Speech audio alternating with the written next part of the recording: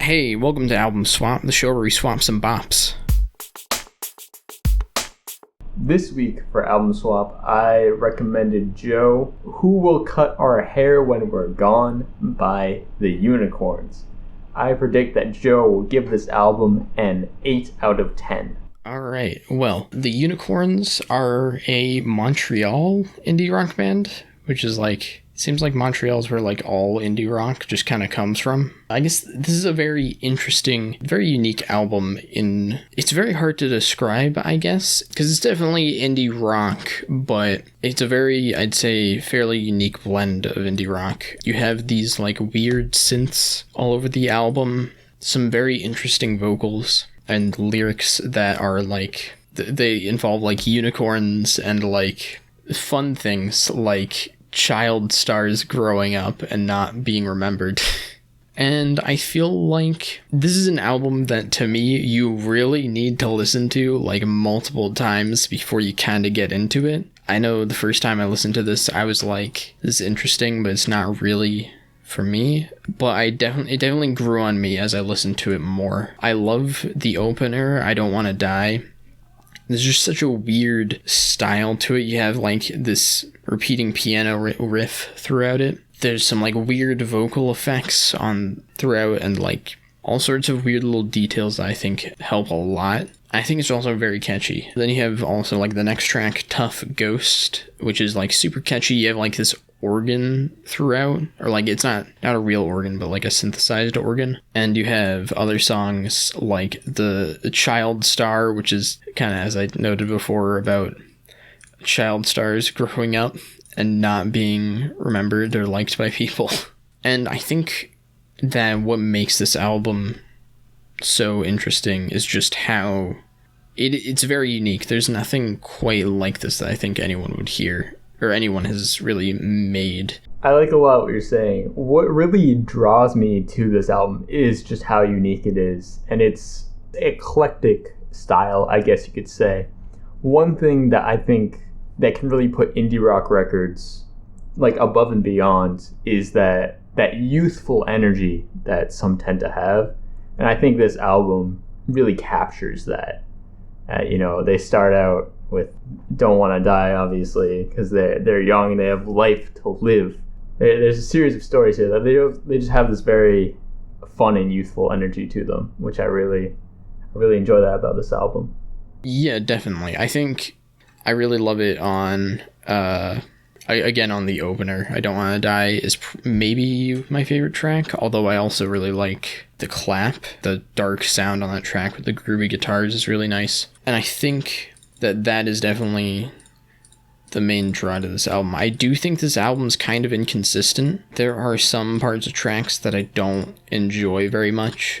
On Child Star, you have the ending call and response section almost that is very goofy and weird, and I think that clashes very hard with the subject matter being so dark and the first 3/4 of the song being very slow.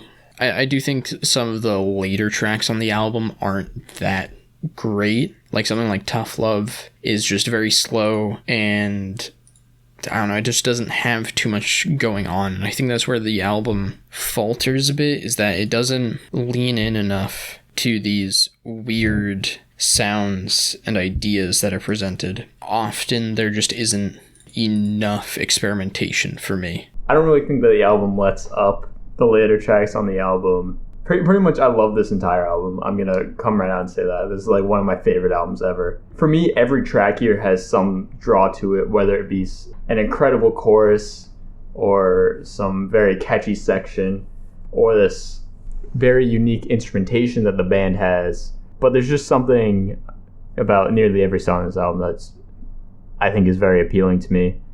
I definitely see where you're coming from, because I think there are a lot of tracks where even if there are parts that I don't like, I think there's an aspect of it that I think is really cool. I Was Born a Unicorn. I'm not super big on that track, but it has almost this this very interesting almost surf rock feel to it.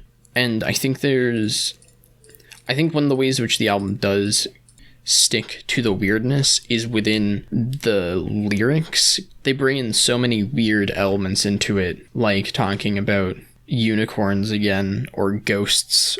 It's very out there and interesting, and I think that I guess I wish some of the songs embraced more of that. Basically, overall, I think it's a very good album, but it has just inconsistent elements to it that I think weigh it down. This week for Album Swap, I recommended Brendan, The Cold Vein by Cannibal Ox. I predict Brendan will give this album an 8.5 out of 10. Today I'm going to be reviewing The Cold Vein by Cannibal Ox. This is the duo's debut studio album, which came out in 2001. It's an alternative hip-hop album. Cannibal Ox being comprised of Vordul, Mega, and Vast Air, along with LP on the production of this album. This was their only studio album for quite some time until Blade of the Ronin followed up in 2015. Again, this record was produced by LP, but he also appears in the lyrics, or in the vocals rather, once or twice on the record too.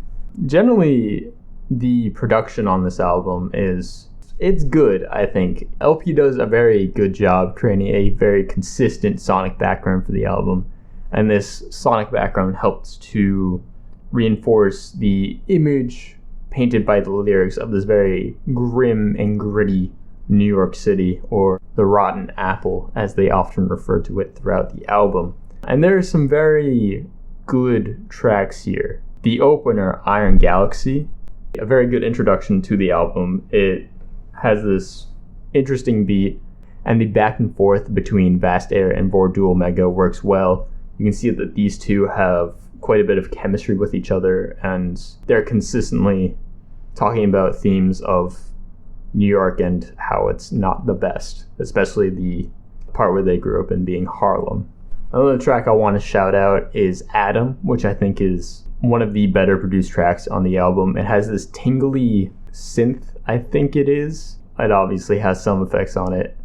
And also the features on that track work very well. Cryptic, I think, actually has like one of the best verses on the album, like period. Throw in some comments. The production for me is just so like cold feeling. I think it does a fantastic job of complementing the kind of atmosphere that they're building on the album and these images that they're kind of creating of where they grew up, especially with how each of the rappers are able to kind of fit into these beats and find really interesting flows, especially for me. I really love. It's a very New York or East Coast style rap album. Their flows are very reminiscent of other New York artists, whether it be like LP himself or Run the Jewels, especially, and also like A$AP Rock. The way the beats kind of mesh with the flows that each of the rappers brings to the table, I think is really compelling. You actually beat me to my next point here, which I think one of the drawbacks for the album, for me at least, is that these guys, they sound a lot like other people. You mentioned some names there. The two names that came to mind for me were Dialect, who we've actually talked about in another episode of this series, so you can go check that out. Link in the description below. And MF Doom. They're the two artists that this album immediately reminded me of, and both very East Coast New York artists as well. I would say the biggest drawback of the album for me is the fact that it just reminds me of other artists, and I think those other artists do what they're doing here better. Like, for example, Dialect. The production on From Filthy Tongues is, I think, very fitting to the subject matter, which is also very similar to The Cold Vein, and it's just better produced in my opinion. And I think MC Dialect also works very well in with those beats. MF Doom obviously being a very, very skilled rapper, very interesting to listen to, very engaging. The stuff that's very attractive from this record doesn't top what those other artists have done. This album is good, and it is consistently good, but there isn't anything extraordinary about it, in my opinion. So yeah, if you want to go with that. I actually disagree with that quite a lot, because while I mean, like, I'm not gonna say this record's better than, like, my favorite MF Doom record. I think the production on this album is fantastic. The way it just creates kind of this feel, this, like, cold feel to everything, I think works incredibly well. And also, I think their flows are actually, the flows and lyricism that is expressed on this album, I think is very impressive. Specifically, how, like, dense they are while still feeling very smooth, but also, like, almost, like, groove-like, I guess, I think is really interesting. Who Will Get to Cut Our Hair When We're Gone by the Unicorns, I think is a very good album. I think it is inconsistent in sometimes its tone and sometimes just how engaging the songs are, but I still think there's a lot of very compelling tracks on this record, especially like the opener, I Don't Want to Die, I really love. Overall, I think I'd give this record a 7 out of 10. I think it's good. I don't know, maybe I'll come back to it in the future.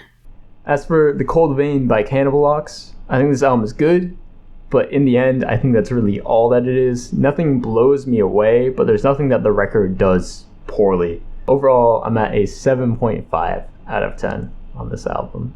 Hey, do you like that video? Please leave a like if you did. Also consider subscribing. It would really help us out.